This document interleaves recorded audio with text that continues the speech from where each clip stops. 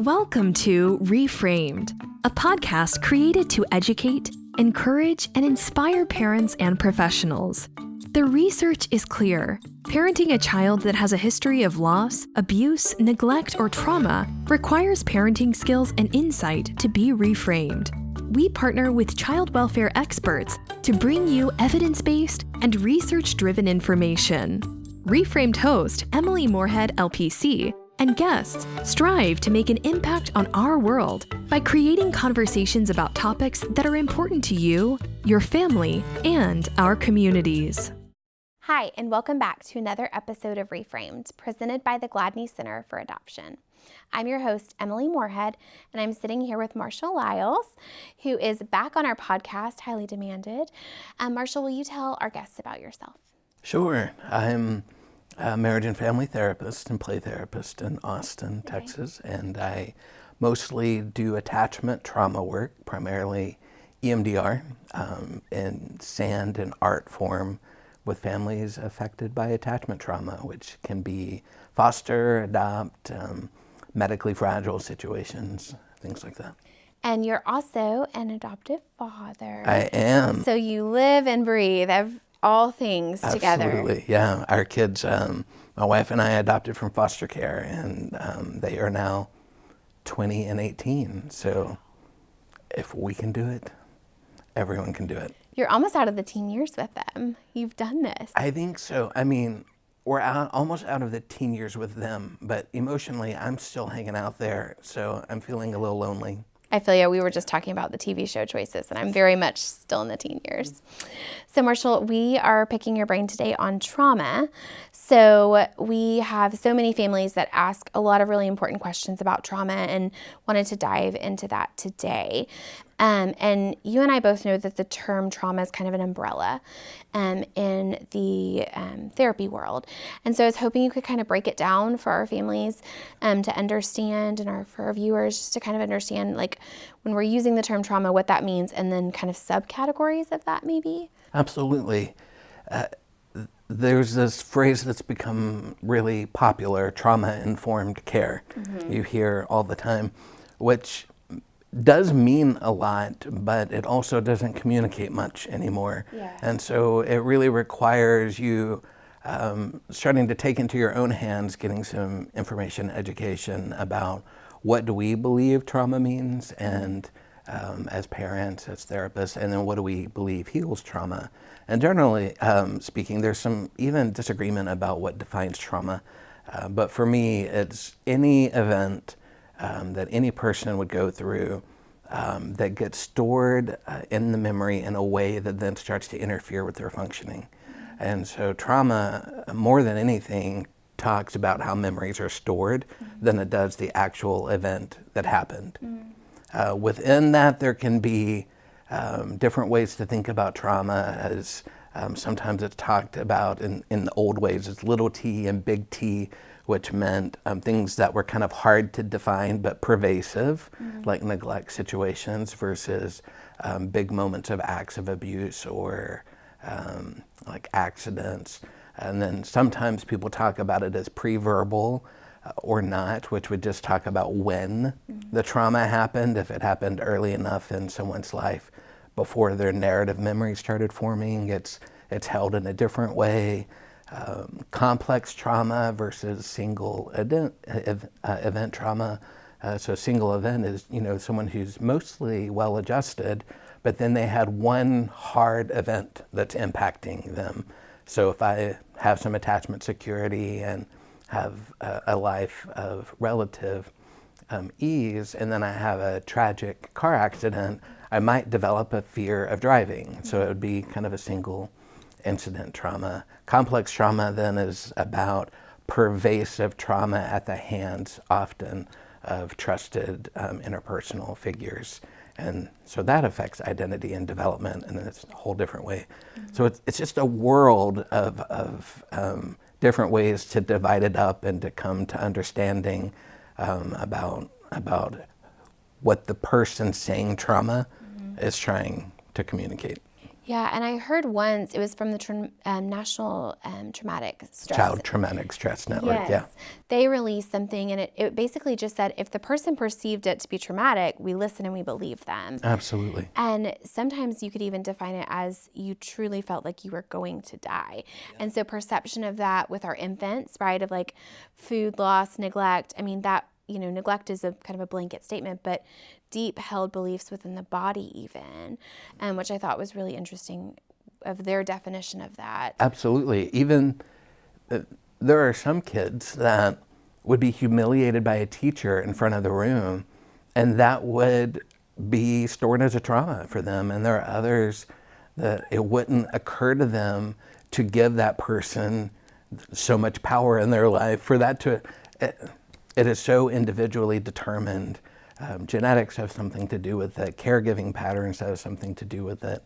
And the presence of healing forces and factors have so much to do with it. Well, and I think a big portion of that mitigation is, like you said, that relationship or that caregiver. But when it happens at the hands of a caregiver, even an incident could be exasperated in how it was interpreted. And yeah, that gets us into complex and developmental trauma when it's no longer just something bad happening to me, but the thing that's happening to me is happening at the same time that I'm having this biological urge to move towards the person who's scaring me. Yeah. And so that is where it gets to be its own special category, because there's no way for a child to organize that information. I'm being compelled within my nature to move towards you, yet you're the source of fear in my life. It really becomes developmentally complicated, which is why developmental trauma is its name. And what does that do to their bodies and their brains when that happens one time or more than one time? Mm-hmm. There's a lot of range. And so for some, we know that trauma it gets stored in the body. Mm-hmm. And so for some, that's known, and they maintain a connected relationship with their body, and they're hypersensitive to it. And so it's almost too much communication with the body. We call that hyperarousal. So is that my hyperactive kiddo that can't sit still? It really could be impulsivity, anxiety, anger, aggression. And there's just so much feedback. They may not be conscious of the influence that the body and mind are having on one another, but it's very exaggerated. Other times that emotion-body connection is more muted and shut down, and there starts being a disconnect between the two, and that's when we fall into hypo-arousal. Dissociation is, one version of what that can look like, and where you just no longer are sensory connected to yourself.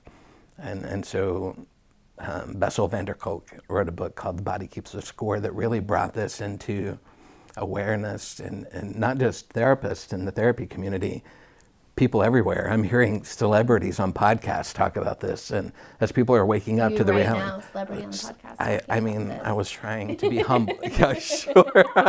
Absolutely. As we cannot at all start thinking about people might actually be watching this, or the wheels would come off so quickly. Just kidding, Marshall. Let's humble you back down. Absolutely, we're fine.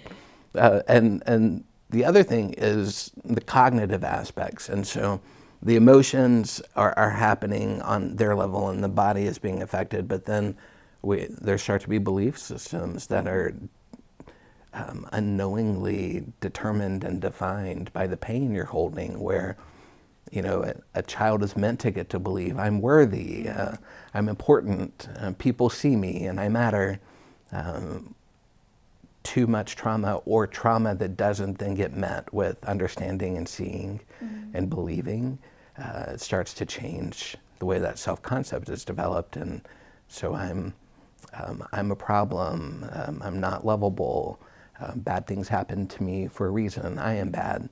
And so all of these things, sometimes we start talking about them as if they're easily separable, but cognition and emotion and the body stuff, it's all swimming in one memory network. All of those things start to make up these individual networks that are both determined by pain and resiliency. I've heard a lot of, I want to go back to the hypoarousal. So that is our kiddos who are kind of like daydreamers. And like you said, disassociating is kind of the highest end of the spectrum for that. But those are our kids that sometimes I hear our families say, like, our child is so perfect and easy. And when we go to this big family function, they just sit there quietly. I don't think any 8-year-old just sits there quietly. And so I think that there are sometimes these stigmas of like, oh, my child does have these symptoms. And it's like, they don't realize that because they are just sitting there quietly, or they are like the perfect child when really there still is body stuff going on. So it doesn't always have to be this big, loud behavior. Yeah. And we probably see it's 50-50, of what is kind of a red flag. Sometimes it is the hyper, sometimes it is the hypo. Yeah. I'm gonna say something then immediately contradict it, which is I like it. Kind of on brand for me. Yeah. That's how I make it in this world. I try not to like rank order symptoms about what's easy and hard, Sure. But in many ways, our kids who are living in hypoarousal are struggling more even than those in hyperarousal. They're in a collapse in their nervous system that's dangerous, and we mislabel it. It happens in classrooms all the time. Teachers' jobs are hard, and so let's say in a classroom of 25, half of those kids have gone through some kind of trauma. Some of them have resiliently showed back up and had people to help them. Handful of them are taking up all the attention in the room because of their hyper-aroused behavior. And so we know these kids have been hurt, but they sit there so quietly, and they might not be able to read yet, but they're not going to the principal. And so in fact, not only is it not seen, it's often praised. Yeah. That, oh, look at what they're able to do. They're able to sit there. Like, well, are they sitting there? Or are they just no longer aware if they're sitting or standing? And if you felt that little heart, man, it's bumping. Absolutely. It just doesn't look like that on the outside. It doesn't. Yeah. What happens so we know that our kiddos have experienced trauma, especially for our families, obviously, who are adopting internationally or from foster care? So we know our child has a history of some experience that was hard or difficult that their body is now internalized. So what do we do with that when we know that the first step is that felt safety and that relationship? But what you said was when they're hurt at the hands of a caregiver, mom doesn't mean mom. Mom doesn't mean safety. And so when it's like, I'm mom, you're safe here, you're going to be fed, you have somewhere to sleep every night, it doesn't mean that. And so how do we create that? I like the word create. And part of what we have to remember as parents in those moments is we're creating opportunities for safety, but we're not expecting that the kids are capable of perceiving that as safety. And we really fall into some problems when our expectations are, I did the following. Yeah. I have a routine. I followed it. I've let them know no one's going to hurt them. I'm feeding them at regular times. I'm giving them choices whenever, and they should feel safe. That's just not how safety works. And so the first step is for the foster or adoptive parent to be really gentle with themselves, that if your child isn't immediately perceiving you as safe, that's not necessarily something that you've done. It's a lot of what you've inherited. And their nervous system, these little traumatized kids, their nervous system's doing exactly what it should do. They've been in pain, and now they're in a new situation. We want their nervous system to be slow to trust in that situation. And if we can just keep reminding ourselves, we're doing okay if we just keep showing back up. And then the second thing is we can't expect kids who are in the hyper or hypo-aroused, especially as a result of trauma, to find their way back to regulation on their own. That they have to internalize an adult who's capable of noticing those feelings, holding them themselves, and then gently bringing back, modeling what it would be like to either contain those two big feelings or to ground and say it's okay to feel something here. That comes from having it modeled and co-regulated before kids ever are able to internalize that. And so the parents are responsible for their own feelings in their body, which is the regulation, right? So if I'm calm and you are wired, I can bring you to my calm, just like that mom with that baby. Yeah. But if I am spiraling and you're spiraling, we are not going to work together. Tell me more about this spiraling. I'm unfamiliar with it. I know all about the spiraling, and I'm assuming you do too with 2 children. Anybody with children understands the spiral. It's hard. We get in this like, what was that terrible movie? Twister. With the shark. Tornadoes. Sharknado. We get in a sharknado. Yes. This is what happens. That should be the clinical term for it. Sharknadoes happen at home, check. Sharknadoes at home. But that's exactly what happens as we start believing, oh, I'm following the checklist. I'm saying the right words, when really kids are more tuned into our nervous system than what we're saying. And so the onus is on us as parents to find a way to not try to pretend we're regulated, but what's actually required for us to be regulated, so that kids who've gone through trauma can start borrowing from our processes where we're being actually honest with ourselves. This is upsetting, this is hard, but I know what to do to return back to feeling okay and empowered and capable. And then kids get to borrow from us doing that in their presence. They start to feel it from our nervous system, and over time, when we have enough repeat experiences with that, and then that starts to translate into safety. And Stephen Porges and polyvagal theory that he's brought to us, we've found our way to this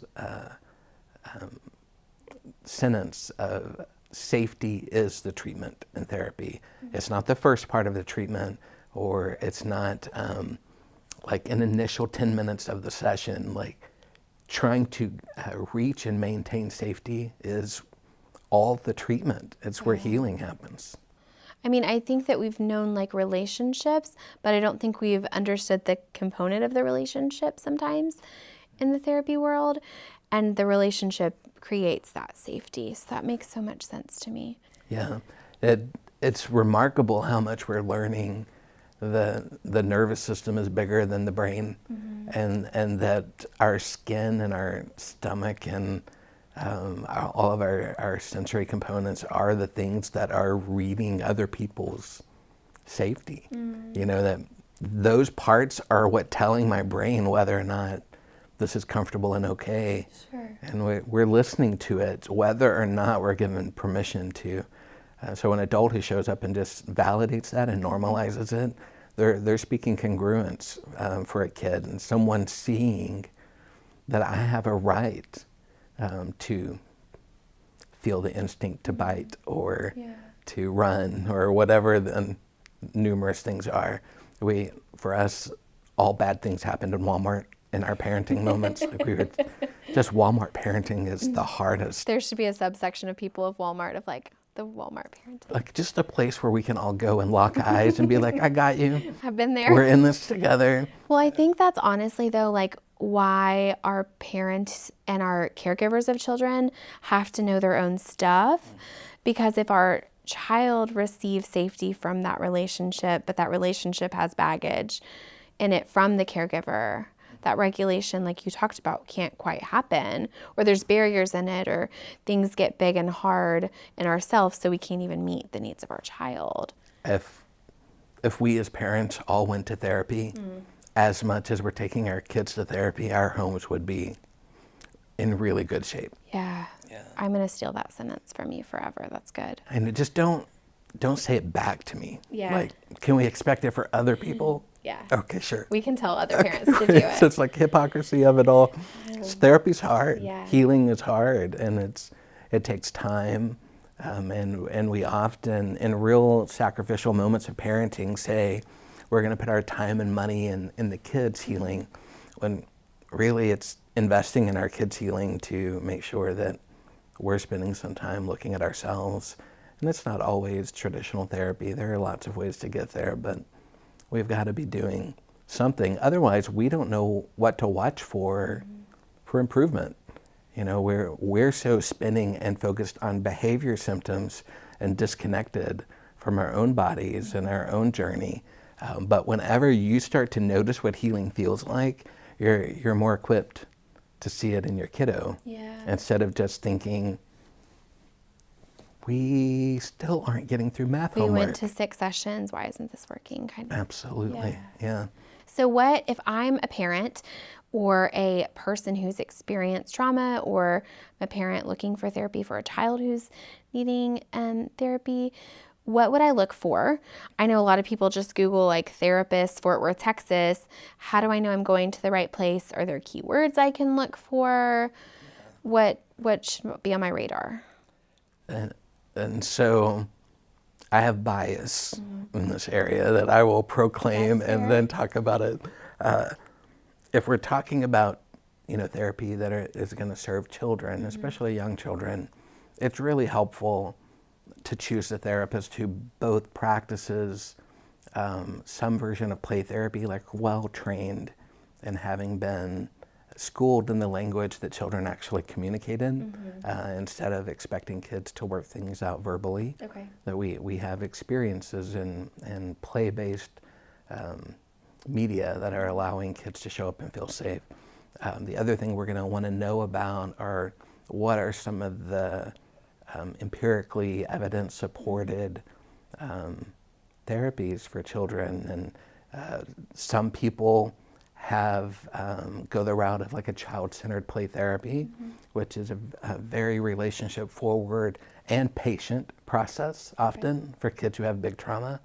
Others go for the ones that are more trauma forward in the approach, like a TF-CBT or EMDR, which is what I practice. But then there are a lot of people that have figured out how to bring those worlds together. And so my background was in play therapy, and then I became EMDR trained, and I get to integrate the two.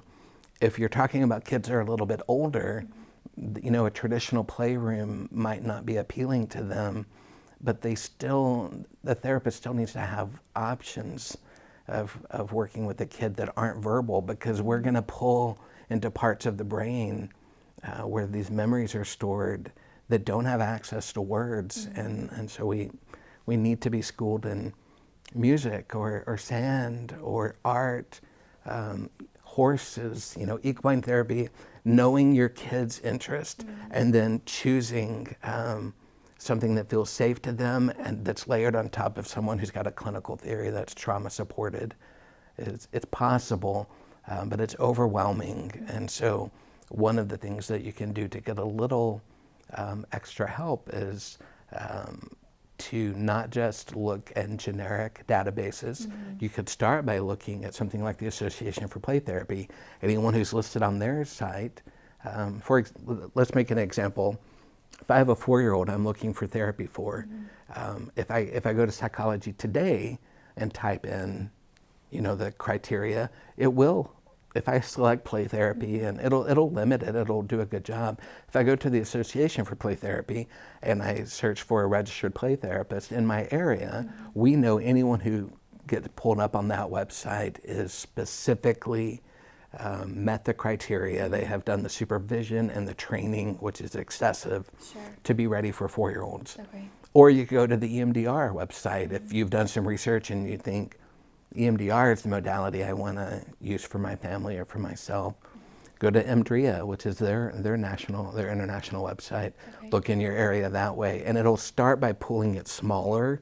It's not so overwhelming. You don't end up with 250 hits. Yeah. And then try to figure out how do I narrow it down.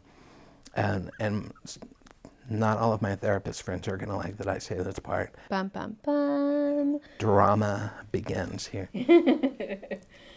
Call these people and say, I'm interested in having a phone call with you to see if we're a good fit. Yeah. If they don't call you back, it's okay to cross them off the list. Okay. People need to be able to manage life and relationships well. And if you're finding it super hard to connect with someone, it would be an okay disqualifying criteria for you. Yeah. And in 5 minutes on the phone, you often get a sense for what feels comfortable and safe. Some therapists even have a policy about, we do 30-minute appointments for initial, just to interview and let you feel safe, or our first appointment, if you decide not to go with us, ends up not being charged. There are people that understand that there are a lot at risk for you, and you're wanting to really feel comfortable from the beginning in the process. The other thing you can do is, hopefully, if you've adopted, you have a local agency who's connected to the therapy community, and they can help guide you to people who understand. Because people can be a play therapist and understand trauma and still not understand adoption. Absolutely. So you're really narrowing the pool of providers when you do that. I love the idea of going to those associations, and we'll link those in our show notes so people are able to get to that resource quickly. I know. Does someone going to pay you because we did like little commercials for them? We should find out. That's a good question. Sponsored by. I love it. So Marshall, when we start therapy, we have this idea. I remember I went to therapy the first time and I was like, so I'm just here for 6 sessions I think I just need this, trying to control the session. Yeah, the lie we tell ourselves. Right. And I've been in it probably for like 7 years on and off. Congratulations. Thank you. Because that's what everyone needs. And so what I realize is that people have a hard time kind of understanding like what's helpful in therapy, and then like maybe when am I done with therapy? Trauma is a lifelong process. How do we know when we are getting to a good place in therapy, or how do we know when our kiddos are getting to that place? We can't check it off the box in 6 sessions like I initially thought. But how does that work? Making progress in therapy is hard sometimes to notice. And so your first question is, do I feel connected? Do I feel like this therapist understands and sees and cares? And so even if there is a season when you're trying to build momentum, which might be a few months or longer, do you still feel connected, and does it feel okay to say that to the therapist? Or do you notice that you're editing what you're thinking, or you're not asking the questions that are coming to mind? And those are ways that we're internally having a metric for understanding that there might be something amiss here. When we're talking about trauma healing, it's several things that we're hoping for. We're hoping that not that kids have to talk about what they went through, but if they want to, they can. If they have a memory, they feel capable of sharing it. They feel organized in the way that they talk about it. We talk about, can kids create new memories of safety? So even if they're not talking about hard things, are you noticing that they're able to more spontaneously play with you?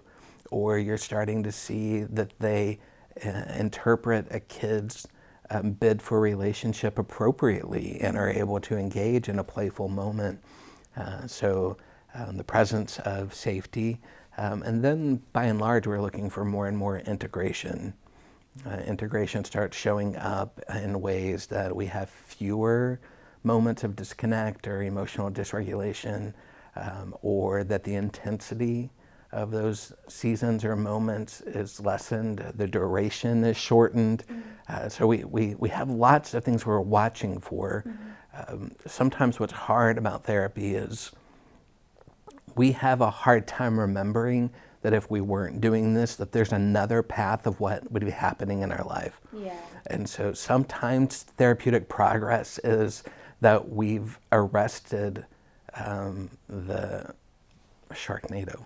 And so it may not look like strong progress, like the development of new routines and patterns or abilities, but have we slowed down and interrupted what was there? Because that could be 10 times stronger now if we hadn't gone through the last 6 months of work that we did. So patience and clarity, and having a therapist who can talk about all these things, and understanding that there are ways to be done with therapy without being done with therapy. That we say, based on the child's development, and based on symptom reduction, we've gone as far as we can right now. Here's how you know when she turns 10 or he turns 14, or here are things to watch for when they might be ready for the next layer of healing and come back and we can reestablish relationship. Other times it's we've accomplished a lot of goals and now we've moved from individual to family, or we're ready, that 14-year-old really wants to try out their therapy skills in a group setting.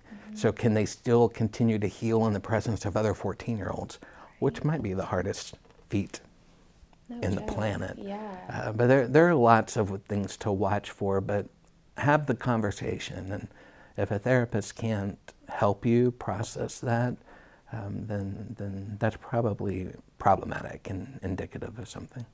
So if we do need to, so I recently broke up with my pediatrician, and literally over no other thing than we just weren't connecting. Like it was just, I didn't feel like I could be totally transparent. When I shared a feeling, there wasn't any follow-up on it. Yep. And so there just was kind of something off.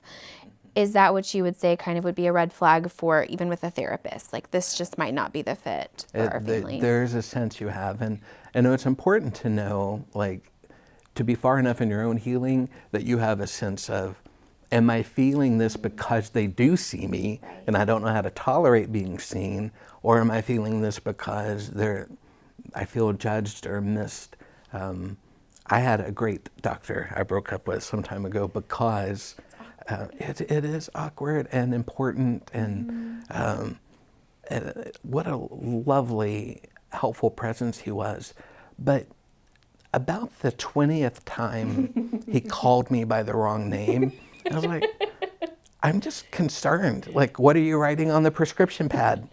You know, like you. And so it just for me, Have we met yet? I'm Marshall. I'm Marshall. Marshall. And so it became this thing where even though I think he was doing really competent care, I couldn't show up without feeling nervous and anxious. Yeah. I'm like, oh, okay. Either we work through this or it's a sign that it might be important to transition. But the number one thing is, are you noticing things that are coming up relationally, and do you feel like it's okay to talk to the therapist about it? That's what you're watching for. That connection is just full circle important in trauma work. Marshall, I'm just so grateful for this conversation with you, and I think that it will be really helpful for anyone who's wondering, how do I process, this piece of me that I need to find a space for. And I'm just grateful for your work in the field with that, serving so many families. I know that you're working on a practice right now. You had announced last time it was in progress. Kind of give us an update. Yeah. My wife and I have been working on this training center that we're going to open, because I primarily, when I travel, I teach a lot about trauma and adoption, of course, but my modality is sand, and I have a passion for clay and art.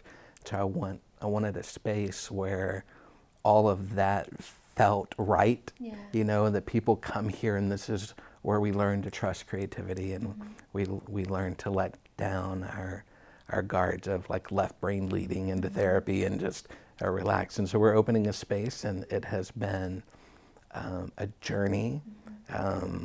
I think I now know all of the city ordinances of Austin, most of which are complete nonsense and contradict So we could have a each whole other. nother topic on that. But it's called the workshop, and we have that happening. And I get this lovely opportunity to write. I just got to finish a book chapter on EMDR and sand, and so I'm writing, and I see some clients, and I do consultation. And did you finish school? Are you done? I should be defending next year. That's very exciting. Congratulations. Yeah, thank you. Well, we'll plug all of your info for our viewers to be able to check out and connect with you in that way. Thank you, and I'm grateful for you and what you guys are doing, just getting this information into the public so people don't feel lonely and shamed for struggling, that because those Walmart moments are happening, that they're getting to feel a little bit more normal. So I appreciate you guys and the work you do. Yeah, thank you. We'll always have to have you back. Absolutely. Thank you guys for tuning in to another episode of reFRAMED. For your resources, check out our show notes, and we'll plug all of the resources that Marshall shared with us today to help you get connected in a quicker, easier way. Thanks, and we'll see you next time. Thanks for listening to reFRAMED. Visit gladneyuniversity.org to access the show notes and learn about upcoming trainings at Gladney University. We'd love your feedback, so please rate, review, and subscribe. Until next time.